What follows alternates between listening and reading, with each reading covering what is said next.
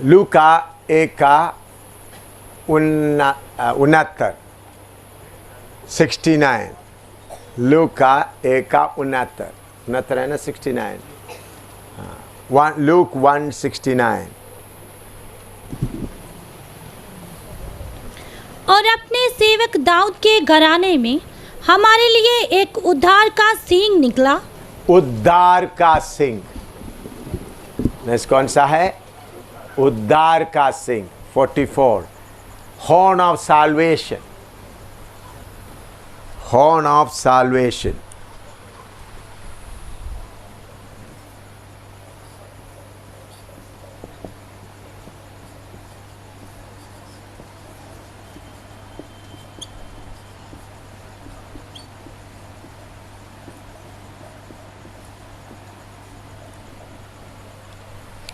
Holly one of Israel, Israel के पवित्र के बारे में बताने के लिए तो बहुत कुछ है, लेकिन अभी हमको उसका इतना ज़रूरत नहीं है। अभी हमसे वो बात इतना ताल्लुक नहीं रखता, इसलिए उस बात को सिखाने का ज़रूरत नहीं। इसलिए मैं आगे, क्योंकि आगे आपको बहुत सीखना है। तो हॉर्न ऑफ साल्वेशन, उद्धार का सिंह, उसके लिए पढ़िएगा पहला राजा 1:50 से लेकर 53 तक। First king chapter 1 50 to 53। पहला राजा 50 से लेकर 53 तक। First king 50 to 53। और अदोनिया सुलेमान से डरकर उठा और जाकर वेदी के सींगों को पकड़ लिया। तब सुलेमान को ये समाचार मिला, अदोनिया सुलेमान राजा से ऐसा डर गया है कि उसने वेदी के सींगों को ये कहकर पकड़ लिया है, आज राजा सुलेमान शपथ खाए कि अपने दास को तलवार से ना मार डालेगा। सुलेमान ने कहा, यदि वह बलमनसी दिखाए तो उसका एक बाल भी भूमि पर गिरने ना पाएगा, परंतु यदि उसमें दुष्टता पाई जाए तो वह मारा जाएगा। तब राजा सुलेमान ने लोगों को भेज दिया जो उसको वेदी के पास से उतार ले आए। तब उसने आकर राजा सुलेमान को दंडवत की और सुलेमान ने उससे कहा, अपने घर चला जा। इधर में अदोनिया राजा के बारे में अगर आप पहला राजा पहला अध्याय पढ़ेंगे तो आपको समय बचाने के लिए मैं जल्दी बताता हूँ। दाऊद राजा बहुत बुजुर्ग हो गए, उनके जगह में अभी दूसरा राजा बनना है। तो दाऊद राजा का एक पत्नी जो अबशालोम का माँ, उनको दूसरा बेटा दाऊद के जरिया से ही हुआ, उसका नाम है अदोनिया। अदोनिया भी राजा से निकल आया है क्योंकि उनका बड़ा भाई था अबशालोम, अबशालोम मर गया। आपको मालूम है अबशालोम कैसा राजा बनने के लिए कोशिश किया, फिर भागा, फिर उनका बाल पेड़ के ऊपर लग गया, वो बाद में मारा गया करके हम जानते हैं। तो उनका छोटा भाई था अदोनिया। जब दाऊद बुढ़ा हो गया तो उन्होंने अपने आप एक प्रोग्राम बनाया, अपने कुछ रिश्तेदारों को, अपने भाई लोगों को, अपने लोगों को और कुछ याचकों के कुछ लोगों को बुलाकर बड़ा पार्टी किया, अपने आप राजा बन गया। तो ये बात प्रभु का उस समय का नबी के तौर पर नबी था, उनको ये बात मालूम हो गया और बाकी लोग मालूम, उन लोग दाऊद राजा के पास आकर बोला, देखो इन्होंने ऐसा कर रहा है, क्योंकि दाऊद ने बोला बत्शेबे शाह का बेटा सुलेमानी राजा बनेंगे। तो उन्होंने पूछा, देखो अदोनिया बन गया है। तो एकदम दाऊद ने ऑर्डर दे दिया, सुलेमान को राजा बना दे, राजा के तौर पर अभिषेक कर दे। तो सुलेमान को राजा के तौर पर अभिषेक किया और दाऊद का वही ऊंट के ऊपर, दाऊद का वही सफ़र करने वाला ऊंट नहीं, खच्चर, उस खच्चर के ऊपर उन्होंने सफ़र करते हुए सिंहासन में बैठ गए। तब अदोनिया डर गया मुझे मार डालेंगे। तो इसलिए उन्होंने दौड़कर जाकर मंदिर में, या उस वक़्त का मिलाप वाला तंबू, अभी मंदिर पूरा बना हुआ नहीं था, मिलाप वाला तंबू भी उधर था, उधर में वेदी था, वेदी के सिंगों को पकड़ लिया। तो वेदी के सिंगों को पकड़ लिया तो उन्होंने बोला, अगर क्यों वेदी के सिंगों को पकड़ा है, अगर किसी ने कोई गलत काम किया है तो वेदी का सिंह को पकड़ेगा तो उनको मारा नहीं जाएगा।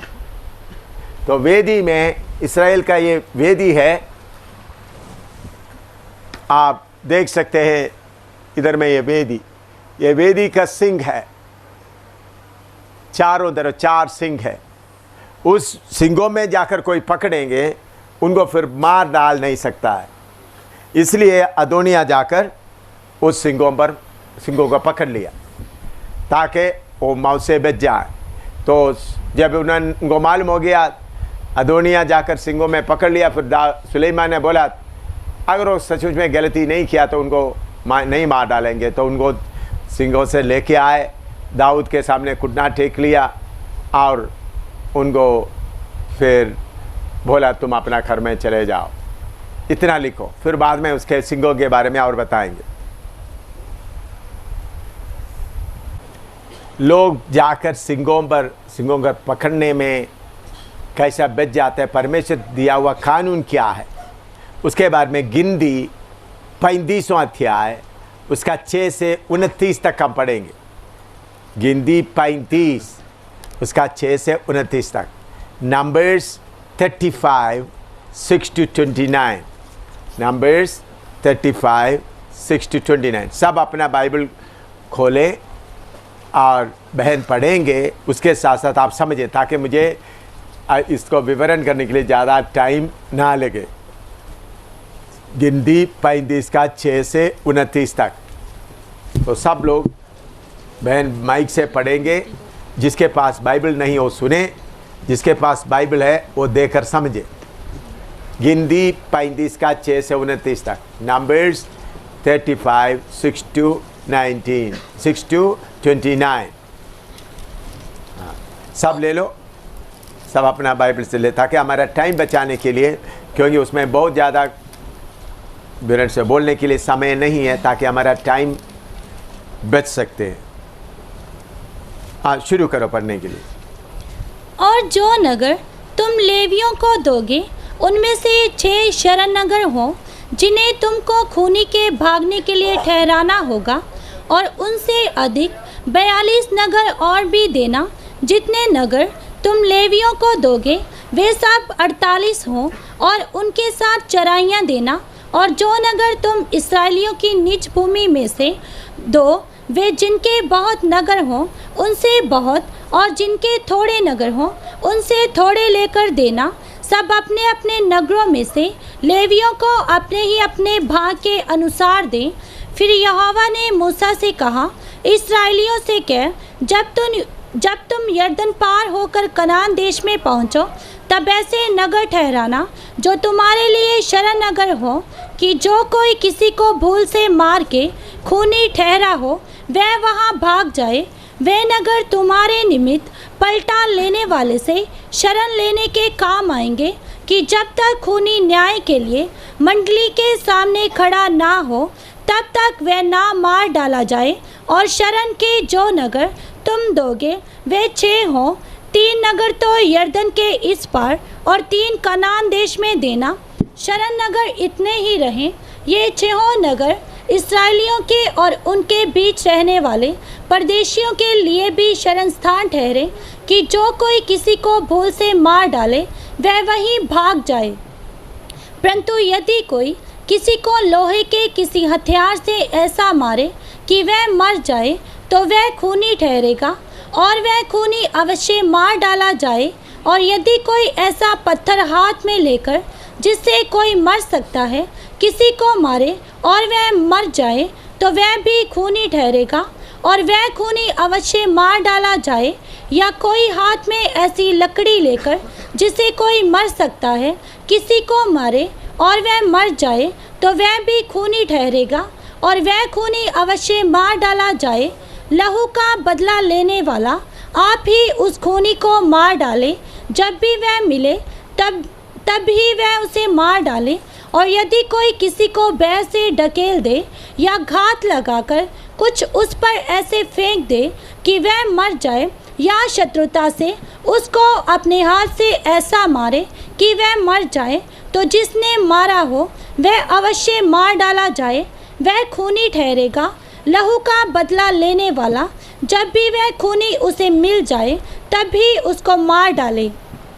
परंतु यदि कोई किसी को बिना सोचे और बिना शत्रुता रखे ढकेल दे या बिना घात लगाए उस पर कुछ फेंक दे, या ऐसा कोई पत्थर लेकर जिससे कोई मर सकता है दूसरे को बिना देखे उस पर फेंक दे और वह मर जाए, परंतु वह ना उसका शत्रु हो और ना उसकी हानि का खोजी रहा हो, तो मंडली मारने वाले और लहू का बदला लेने वाले के बीच इन नियमों के अनुसार न्याय करे। और मंडली उस खूनी को लहू का बदला लेने वाले के हाथ से बचाकर उस शरण नगर में जहाँ वह पहले भाग गया हो लौटा दे। और जब तक पवित्र तेल से अभिषेक किया हुआ महायाजक ना मर जाए तब तक वह वहीं रहे। परंतु यदि वह खूनी उस शरण नगर की सीमा से जिसमें वह भाग गया हो बाहर निकलकर और कहीं जाए और लहू का बदला लेने वाला उसको शरण नगर की सीमा के बाहर कहीं पाकर मार डाले, तो वह लहू बहाने का दोषी ना ठहरे, क्योंकि खूनी को महायाजक की मृत्यु तक शरण नगर में रहना चाहिए और महायाजक के मरने के पश्चात वह अपनी निज भूमि को लौट सकेगा। तुम्हारी पीढ़ी पीढ़ी में तुम्हारे सब रहने के स्थानों में न्याय की ये विधि होगी। इस्राएल के लिए परमेश्वर ने एक कानून दिया था। आपको मालूम है व्यवस्था में कानून क्या है? खून, दांत के बदले दांत, आंख के बदले आंख। वही कानून असली में व्यवस्था में जो कानून दिया है उसी के अनुसार आजकल दुनिया में जो अदालतें उसी बेस के ऊपर उन लोग फिर बड़ा करके कानून बनाया। उसका बेस व्यवस्था का विवरण से है। लेकिन इधर में प्रभु हर इस्राएली लोगों के लिए 6 शरण नगर बनाए थे। 3 यॉर्दान के इस पार में, 3 यॉर्दान के उस पार में। उस शरण नगर के लिए कानून ऐसा था, अगर कोई आदमी अनजाने में किसी को मार दिया, पत्थर फेंक रहे थे, अनजाने में किसी के सिर में लग गया, मर गया, अनजाने में किसी का मौत हो गया, तो ऐसा आदमी लोग दौड़कर एकदम शरण नगर में पहुंचना। शरण नगर में पहुंचने तक अगर कोई उसको पकड़ लिया तो मार डालने से, बदला लेने से उनको सज़ा, उनको बचा नहीं सकता। लेकिन गलती हो गया तो एकदम क्या करना है? दौड़ना है। अगर कोई जानबूझ के किसी को मार डाल दिया तो उनको दौड़कर उधर शरण नगर में जाने से भी उनको बाहर खींचकर उनको मार डाल दिया जाएगा। लेकिन अनजाने में, जानबूझकर नहीं किया तो उनको भागकर, एकदम भागकर चलना है। तो शरण नगर के लिए ऐसा विधि था। जिस शहर में, जिस जगह में शरण नगर बनाया है उधर में निशाना अच्छी तरह से, जैसा हमारा हाईवे है, बड़ा सड़क में रोड का निशान बनाता है, उसी मुताबिक इस्राएल में उस शरण नगर के लिए रास्ता बना के रखे हुए होते थे। अगर किसी से कोई गलती हुआ तो वो दौड़ें ताकि उनको शरण नगर ढूंढ कर जाने के लिए उनको मुश्किल ना पड़े। और उनका कानून क्या था? जब शरण नगर में पहुंच गया, वेदी के सिंगों पर पकड़ लिया, तब उनके पीछे आने वाला, उनको मार डालने के लिए बदला लेने वाला कुछ भी नहीं कर सकते हैं। लेकिन एक कानून था, वो उस याजक जिसके समय पे उन्होंने एक गलती उनसे हुआ, उन्होंने मरने तक वो शरण नगर से बाहर नहीं आना, उधर ही रहना। अगर शरण नगर से वो बाहर आ गया तो उनको मार डाला सकता है। ये है शरण नगर का कानून। इसराइल के 6 शरण नगर, एक यॉर्दान के इस पार में, दूसरा यॉर्दान के उस पार। समझ में आया? लिखो इसमें इतना शरण नगर के बारे में। अच्छा, अभी इसका आत्मिक अर्थ हम देखते हैं। 6 शरण नगर दिया है, आज 7 शरण नगर नहीं दिया गया। असली में 7वां शरण नगर है परमेश्वर का स्वर्गीय स्थान। इस धरती में तात्कालिक तौर पर क्या है? परमेश्वर 6 दिन काम किया, 7वां दिन आराम किया। हम भी, मनुष्य का संज्ञा सबसे बढ़कर कितना है? 606 हाथ। तो इसलिए धरती में मनुष्य का कंट्रोल में इतना दिया है। 7वां किसके कंट्रोल में है? परमेश्वर के। और उस महायाजक मरने तक उधर में रहना, उसका मतलब ये सिंह, उद्धार का सिंह कौन है? प्रभु यीशु मसीह। यीशु मसीह में एक मादी आने के बाद उन्होंने कभी यीशु को छोड़कर जाना नहीं। यदि आप सिंह, ये इधर में लिखा है, उन्होंने पकड़ने के बाद किधर रहना है? उधर में शरण नगर में। कब तक? वो महायाजक मरने तक। इसका मतलब हमारा महायाजक कौन है? प्रभु यीशु मसीह। इसका मतलब हमेशा तक हम यीशु के लहू में डांपे हुए रहना। इतना है, लिखो इतना। 6 का मतलब बता दिया। अगर आपको याद नहीं, कुछ लोग होते तो आप बोलते गए, हम थोड़ा लिखने लगे तो आपने रोक दिया, तो हम कैसा लिखेंगे? इसलिए मैं दोबारा बताता हूँ, लिखते जाओ। 6 शरण स्थान, एक यॉर्दान दरिया के इस पार, दूसरा यॉर्दान दरिया के उस पार कनान देश में। 6 मनुष्य का संज्ञा को बताता है। 7वां शरण स्थान है स्वर्गीय स्थान। 7वां शरण स्थान स्वर्गीय स्थान। तो हम हमेशा प्रभु यीशु मसीह के सिंगों में या शरण स्थान में रहना है।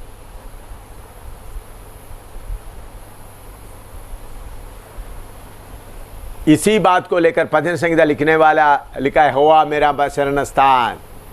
इसी बात को लेकर लिखा है, होवा मेरा शरण स्थान। अभी इधर देखें, आदमी किसी को मार डाला तो मौत का सजा उन पर आया है, तो उन्होंने क्या करना है? दौड़कर सिंह को पकड़ना है। इसी मुताबिक पाप का मजदूरी मौत है। पाप से माफ़ी मिलना है तो यीशु के पास आकर अपना पाप को इकरार करना। इसलिए यीशु मसीह क्या है? हमारा उद्धार का सिंह है। इस्राएल लोग को हर जगह में दौड़ने का था, हमको हर जगह में दौड़ने का नहीं। जिधर आपसे पाप हुआ है, प्रभु मेरे से गलती हुआ, मैंने गलती कर दिया, मेरे पापों को माफ़ कर दे। इसलिए पहला यूहन्ना पहला अध्याय उसका 7 से 9 तक पढ़िएगा। पहला यूहन्ना पहला अध्याय उसका 7 से 9। पर यदि जैसा वे ज्योति में है वैसे ही हम भी ज्योति में चलें तो एक दूसरे से सहभागिता रखते हैं, और उसके पुत्र यीशु का लहू हमें सब पापों से शुद्ध करता है। यदि हम कहें कि हम में कुछ भी पाप नहीं तो अपने आप को धोखा देते हैं और हम में सत्य नहीं। यदि हम अपने पापों को मान लें तो वह हमारे पापों को क्षमा करने और हमें सब अधर्म से शुद्ध करने में विश्वास योग्य और धर्मी है।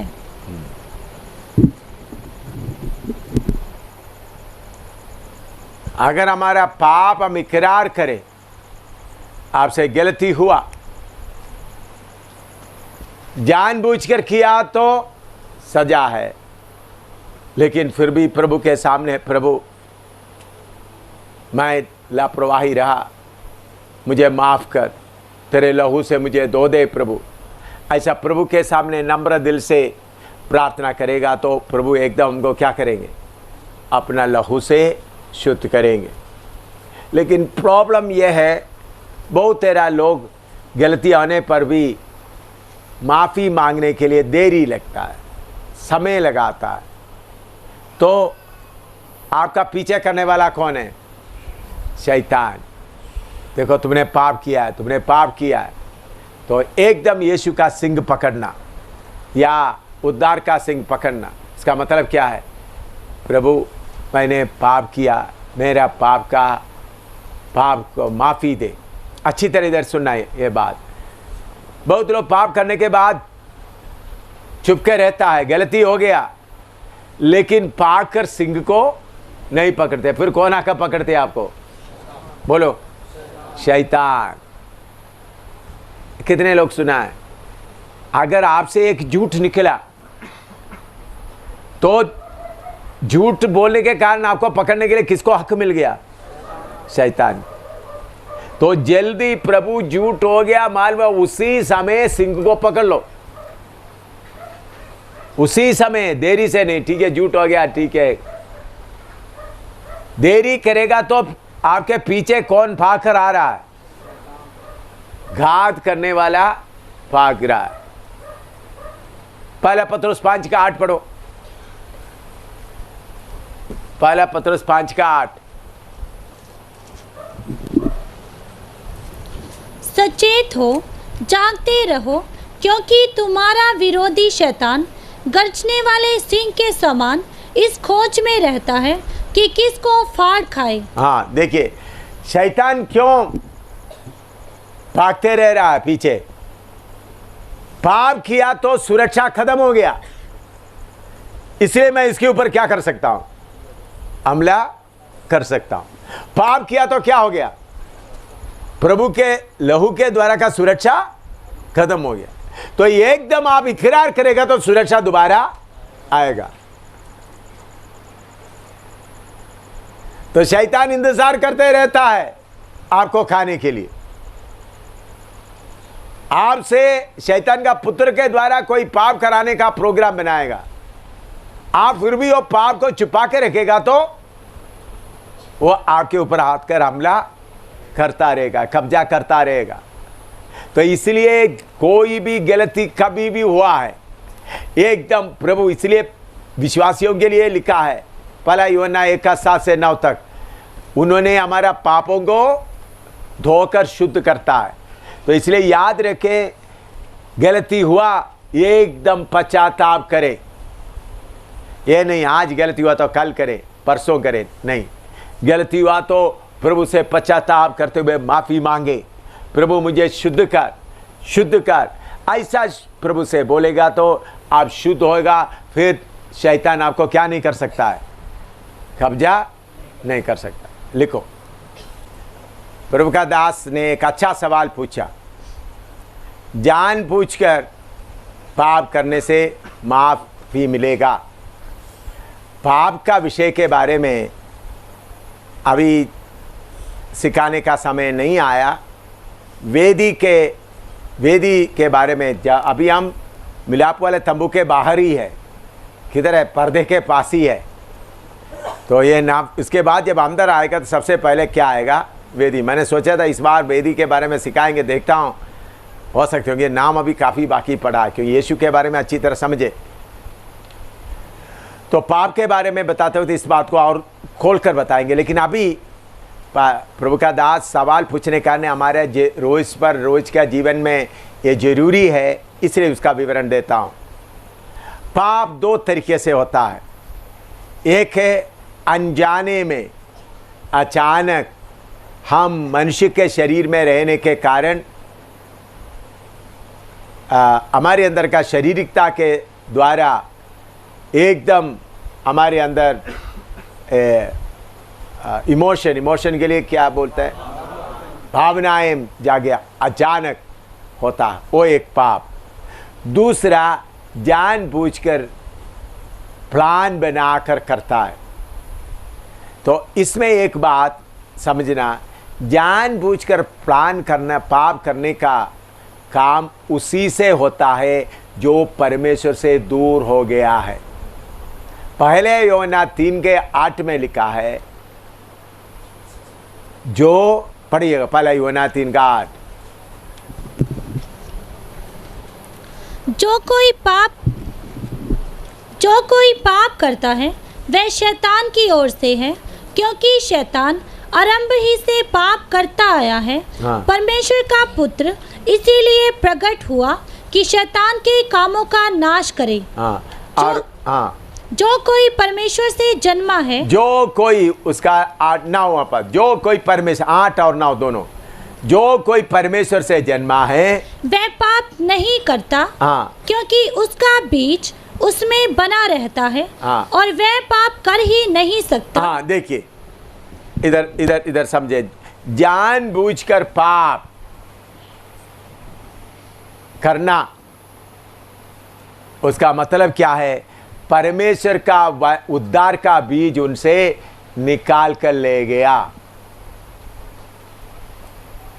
परमेश्वर का वचन का बीज जब तक आपके अंदर रहेगा, आप पाप कर नहीं सकता। मैंने इसके बारे में और भी थोड़ा सा आप लोगों को इधर ध्यान से देखें, बोर्ड में देखें तो आपको मालूम होगा। उद्धार पाया हुआ व्यक्ति के बारे में अभी नोट करने से आपको मालूम है आपका आपके अंदर का आत्मिक मनुष्य, इसके बाद आपका आत्मा,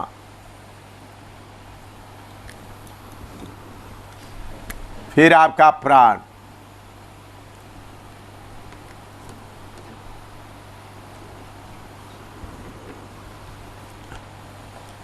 आपका शरीर। इस आत्मिक मनुष्य के अंदर परमेश्वर का वचन का बीज रहता है, पवित्र आत्मा भी रहता है। आपको दूर से देखने के लिए इधर में, उधर दूर में बैठे हुए लोगों को दिखाई देता है? नहीं दिखता? दिखते हैं? हाँ, ये छोटा ये लिखते हैं। तो ये जब ये आपके अंदर रहता है, दूसरा हमारा बाहर में शारीरिक गदा इसके साथ रहता है।